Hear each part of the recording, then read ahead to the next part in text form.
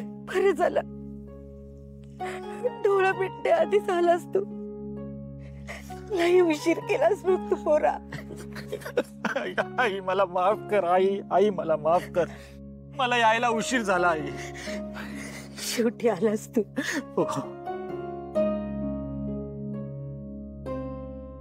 बरं झालं आधी त्या वडिलांना घेऊन आला. माताची शेवटची इच्छा पूर्ण झाली. ए तो माझ्या बाबांना घेऊन आलाय.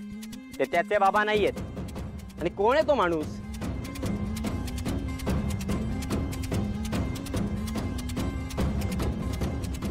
एक मिनिट ऐका. मी सगळं सांगतो तुला. हे बघे कोण आहेस तू? हा आणि इथे काय करतोयस? एक तर तू इथे म्हातारी सोबत राहतोयस आणि इथल्या लोकांना काय सांगितलंस तू? काय सांगितलंस? त्यांचा नातू आहे म्हणून खोटं बोललास ना तू?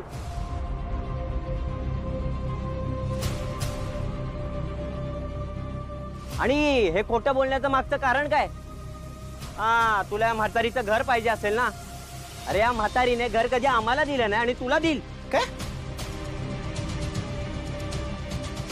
अरे पण मी कोण आहेस कोण तू आणि इथे काय आलास? इतके दिवस आमची फसवणूक केलीस तू आणि आजीला सुद्धा फसवलेस तू. प्लीज तुम्ही माझं समजून घ्या. माझं ऐकून घ्या तुम्ही. काय रे कोण आहेस कोण तू? या म्हातारीचं घर पाहिजे तुला? बोल ना. म्हातारीचं घर बळकवायचंय तुला? बोल ना बोल. सोडा प्लीज. बोल. नाही कशाला फसवणूक करायला आलास इथे?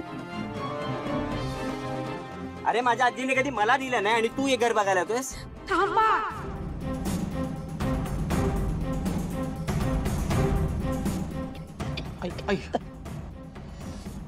कोणी बी या दोघांना हकलून द्यायचं नाही. ह्योच माझा खरा नातू आहे आणि हीच माझी नातसून आहे. अगं म्हातारे तुला दिसत नाही ना? याच गोष्टीचा फायदा घेतलाय त्यांनी.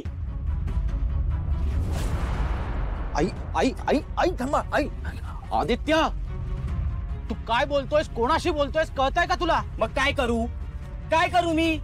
अगं ए म्हातारे, अगं हा तुझा खरा नातू नाही, मी तुझा खरा नातू आहे.